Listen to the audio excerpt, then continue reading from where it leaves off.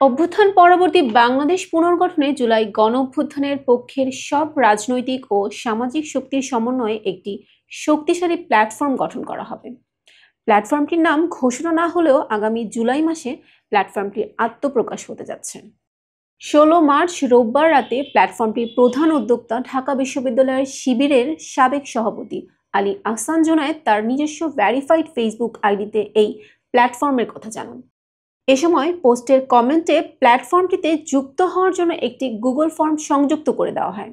Facebook পোস্টে জুনায়েদ বলেন, 36 জুলাই পথে গণভবনের পর বাংলাদেশের রাজনীতিতে এক নতুন যুগের সূচনা হলেও জুলাই গণঅভ্যুত্থানে অংশ নেওয়া বহু মানুষের কাছে কাঙ্ক্ষিত পরিবর্তন এখনো বাস্তবায়িত হয়নি।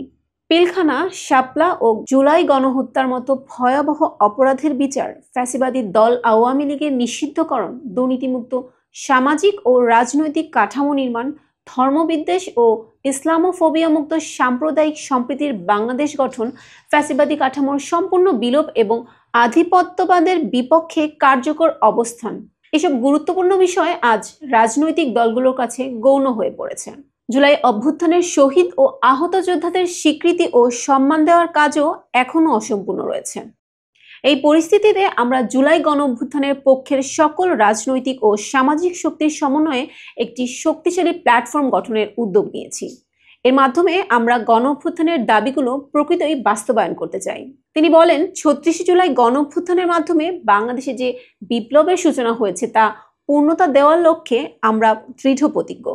আমরা বিশ্বাস করি নতুন রাজনৈতিক সংস্কৃতি এবং ধর্মীয় বিশ্বাস ও মূল্যবোধের প্রতি শ্রদ্ধাশীল সামাজিক চুক্তির ভিত্তিতে বাংলাদেশ পুনর্গঠন সম্ভব। অভ্যুত্থান পরবর্তী বাংলাদেশ পুনর্গঠনের এই উদ্যোগে আপনাদের সক্রিয় অংশগ্রহণের আহ্বান জানাই। আসুন কাঁধে কাঁধ মিলিয়ে দেশ গঠনের এই সংগ্রামে সামিল হই।